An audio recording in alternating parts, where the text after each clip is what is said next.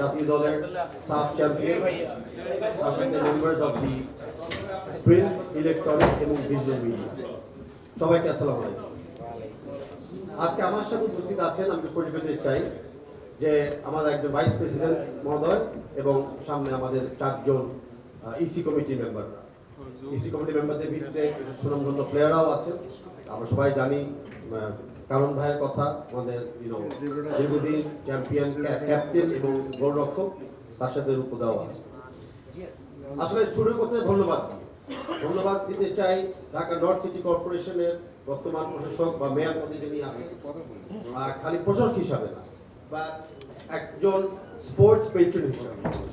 উনি আজকে যে আয়োজনটা করেছে আমাদের জন্য, আমাদের মিল্টন ভাই পরিচয় দিতে চাচ্ছি, কিন্তু ভাই যেভাবে প্লেয়ারদের প্রতি এবং আন্তরিকতা দেখিয়েছে, এরকম আজকে কিন্তু যেটা আমাদের ম্যানেজার বললো, খালি পুরস্কার দেওয়ার একটা আয়োজন আজকে নয়। আজকে আমরা আমাদের সামনে যে একটা ভালো ভবিষ্যৎ আছে, সামনে তরুণ প্লেয়াররা তারা যে অনুপ্রাণিত হতে পারে বা ফুটবলে ঢুকতে চাবে, সেই একটা জার্নি, সেই একটা যাত্রা শুরু কিন্তু আজকে আমাদের ঢাকা নর্থ সিটি কর্পোরেশন শুরু করে দিয়েছে। তাই আমি আপনাদেরকে ধন্যবাদ জানাচ্ছি। আমি বক্তব্য বেশি লম্বা করবো না, দুই একটা কথা তো বলতে হয় সিটি কর্পোরেশনের ব্যাপারে। সিটি কর্পোরেশন ঢাকা নর্থ এবং ঢাকা সাউথ অনেক আগে থেকে কিন্তু বাংলাদেশের শহরের পায়োনিয়ার লিগটা কিন্তু ওরা স্পন্সর করে আসে। সিটি কর্পোরেশন 2 ভাগ হওয়ার পর থেকেও কিন্তু সিটি কর্পোরেশন এই দায়িত্ব থেকে সরে আসে। দীর্ঘদিন ধরে পায়োনিয়ার লিগটাকে ওনারা স্পন্সর করে আসছেন, মাঠ দিয়েছেন, অর্থ সহযোগিতা দিয়েছেন। সেই কারণে কিন্তু এই ঢাকা শহরের মাঠ থেকে কিন্তু অনেক তরুণ ভালো এবং প্রশিক্ষিত প্লেয়াররা কিন্তু তৈরি হয়েছিল। তো সিটি কর্পোরেশনের একটা বিশেষ অবদান আছে বাংলাদেশের ফুটবলের এই যাত্রার জন্য। সিটি কর্পোরেশনের সাথে কিন্তু আছে ওনাদেরই পার্টনার রাজু এবং ক্যান্টনমেন্ট বোর্ড। ক্যান্টনমেন্ট বোর্ডের সাথেও আমি একটু উল্লেখ করতে চাই যে বাংলাদেশের সেনাবাহিনী যে অবদান রাখছে আমাদের ফুটবলের প্রতি, খালি লজিস্টিক্স দিয়ে না, সেনাবাহিনী থেকে অনেক প্লেয়াররাও কিন্তু আমাদের জাতীয় দলে খেলছে এবং ভবিষ্যতেও খেলবে। তাই একই সাথে সেনাবাহিনীকে, সেনা প্রধানকে ধন্যবাদ জানাচ্ছি।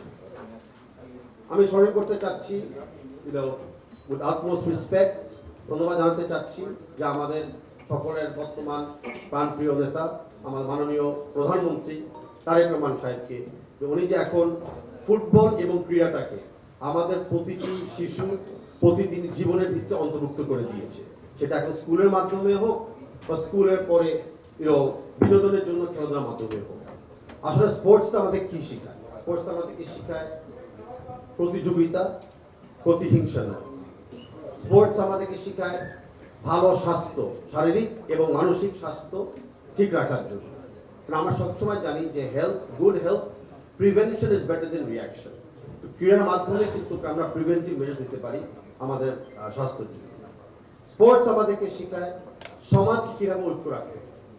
সমাজে যতই বিভক্তি থাকবো, আমরা সমাজে যতই আমরা অসামাজিক কাজকে এন্টার করতে দিতে পারবো, ততই কিন্তু আমাদের সমাজ ধ্বংস দিকে চলে যাবে। সমাজকে ভালো রাখার জন্য, ঐক্য রাখার জন্য স্পোর্টস অত্যন্ত জরুরি।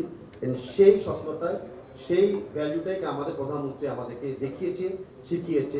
ওনার নির্দেশনার সাথেই কিন্তু আমাদের মাননীয় প্রশাসক এগিয়ে যাচ্ছে। আমিও চেষ্টা করতেছি সেই জায়গায় থাকার। সিটি কর্পোরেশন জানাচ্ছি যে আপনারা 6টা মাঠ এখন উল্লেখ করে দিয়েছেন উন্মুক্তভাবে খেলাধুলা করার জন্য। তো অনুরোধ করছি যে মাঠ খালি উন্মুক্ত রাখলে হবে না, মাঠে মেরামতটাও থাকতে হবে, চর্চা থাকতে হবে। সেই প্রক্রিয়াতে, সেই চেষ্টায় বাংলাদেশ ফেডারেশন থেকে আমরা প্রস্তুত আছি আপনাদের সহযোগিতা করার জন্য। অ্যান্ড সেই মাঠে যদি কোনো কোচ লাগে বা গ্রাস কাটিংয়ে কোনো যন্ত্রপাতি লাগে, সেটাও আমরা সহযোগিতা করবো, আমরা করে এসেছি। তো আমরা আপনাদের পার্টনার হিসাবে আছি এবং ভবিষ্যতে আমরা থাকতে চাই। আরেকটা জায়গা আমি প্রমিস করতে চাচ্ছি যে আমাদের টিমের পক্ষ থেকে এই যে ইন্সপিরেশনটা ঢাকা নর্থ সিটি কর্পোরেশন আজকে আমাদেরকে দিয়েছেন, যে অনারটা আপনারা আমাদেরকে দিয়েছেন, এই অনার এবং ইন্সপিরেশনটা আমরা নিয়ে যাব এশিয়ান লেভেলে আমরা খেলতে পারি, এশিয়ান লেভেলে আমরা কোয়ালিফাই করতে পারি। অ্যান্ড আমরা প্রমিস করছি যে যেই মুহূর্তে আমরা এশিয়ান লেভেলে কোয়ালিফাই করব, সেই মুহূর্তে আমাদের ক্যাপ্টেন ওর বক্তব্যতে আপনাদের সিটি কর্পোরেশনকে প্রথম ধন্যবাদটা জানাবে আমাদের এই যাত্রাকে এগিয়ে নেওয়ার জন্য। সিটি কর্পোরেশনের কথা বলেছি, সিটি কর্পোরেশন এখন কার নেতৃত্বে চলছে? শফিকুল ইসলাম খান। শফিকুল ইসলাম খান মিল্টন আপনারা অনেকে জানেন, উনি ছোটবেলা থেকেই কিন্তু স্পোর্টসের সাথে জড়িত। উনি প্রত্যেকটা জায়গায় ক্রীড়াকে প্রাধান্যতা দিয়েছে, নিজেও বিশেষভাবে খেলতো, অনেক খেলোয়াড়কে উনি ব্যক্তিগতভাবে কিন্তু স্পন্সর করেছে, নীরবভাবে কাজ করে যাচ্ছে। অনেক সময় আমরা এইসব ব্যক্তিদেরকে এনাফ স্বীকৃতি দিই না, ওনাদের নামটা আমি বেশিরভাগ নিই না। আমি আজকে চাচ্ছি ওনাকে স্পেশালি থ্যাঙ্কস জানাতে, ওনার পরিচিতি দেওয়ার জন্য। উনি যখন নির্বাচন করতে গিয়েছিল, ওনার নির্বাচনী প্রত্যেকটা বক্তৃতাতে কিন্তু ক্রীড়া দিয়ে শুরু করেছিল, এবং ক্রীড়ার মাধ্যমে কেমনে শহর ডেভেলপ করবে, শহরের মানুষকে ডেভেলপ করবে, সমাজ ডেভেলপ করবে, সেটা ওনার একটা ম্যানিফেস্টোর পিলার ছিল। এন্ড আমি আশা করি ওনার এই যে দায়িত্বটি পালন করছে সেই দায়িত্ব তো অলরেডি আমরা দেখতে পাবো। আমরা অলরেডি পেপার পত্রিকাতে দেখছি উনি চেষ্টা করতেছে রোড জাম জট দোকান থেকে মুক্ত করার জন্য, উনি চেষ্টা করতেছে বাইপাস রোড ক্রিয়েট করার জন্য। ওনার অল্প সময় অলরেডি আমরা 6টা মাঠ পেয়ে যাচ্ছি খেলাধুলার জন্য। আই এম শিওর ধারাবাহিকভাবে আরো মাটিতে হোক বা কারো ছাদের উপরে হোক আমরা আরো দেখতে পারবো। তো এরকম ক্রীড়াবিদই আমাদের দরকার ছিল, এরকম ড্রিমার আমাদের দরকার ছিল।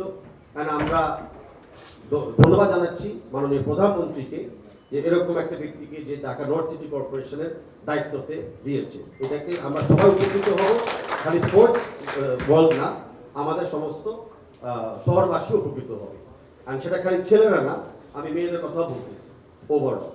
And last but not list, members of the press, আপনাকে ধন্যবাদ জানাচ্ছি। আপনারা আজকে এসেছেন, আমাদের কভারেজ দিচ্ছেন, আপনারা নিয়মিত আমাদেরকে সহযোগিতা করেছেন, প্লেয়ারদেরকে হাইলাইট করেছেন, আর যেখানে আমাদের ত্রুটি আছে আপনারা কনস্ট্রাকটিভভাবে তুলে ধরেছেন।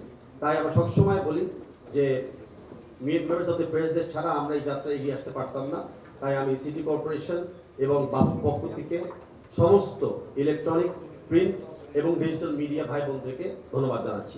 আবারও মিলন সাহেবকে ধন্যবাদ, সিটি কর্পোরেশনকে ধন্যবাদ, অ্যান্ড থ্যাংক ইউ আন্ডার 20 সাফ চ্যাম্পিয়ন্স। আসসালামু আলাইকুম।